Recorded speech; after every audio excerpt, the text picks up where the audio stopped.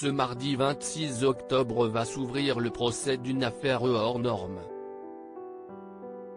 En effet, selon les informations du Parisien, un homme, prénommé Thibault L, va être entendu pour avoir usurpé l'identité du neveu de Brigitte Macron.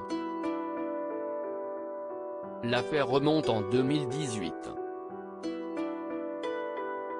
Durant 2 mois, l'individu âgé de 35 ans obtiendra de nombreux avantages en se faisant passer pour le membre de la famille de l'épouse du président de la République. Suspecté d'avoir usurpé l'identité de Pierre-Olivier Costa, le directeur de cabinet de la Première Dame, il va être jugé avec une complice par le tribunal correctionnel de Paris. S'ils ont été relâchés pendant l'instruction de leur procès, les 2 comparses sont tout de même accusés de faits graves. En mars 2018, le bureau de Pierre-Olivier Costa, à l'Élysée, est contacté par un luxueux hôtel marocain afin de régler les derniers détails de la visite du neveu de Brigitte Macron. La supercherie est donc éventée. Mais en quelques semaines, ce fameux Thibault L a réussi à obtenir de nombreux cadeaux, des places au Grand Prix de Formule 1 d'Australie, un concert de musique classique à l'Opéra de Hong Kong, des nuits d'hôtel dans des palaces.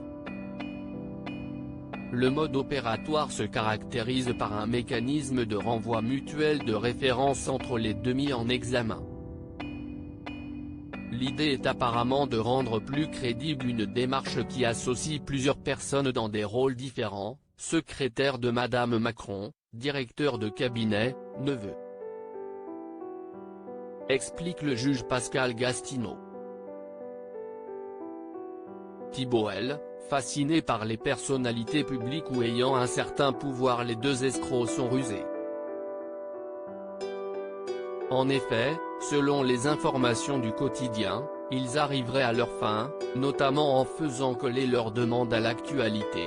Par exemple, ils démarchent le créateur Tom Ford pour obtenir des vêtements gratuits.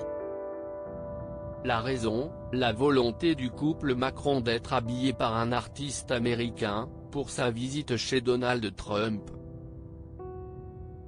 Lors de son arrestation, l'homme a reconnu les faits et a ainsi avoué avoir une fascination pour les titres, qualités, grades de personnalité publique ou ayant un certain pouvoir.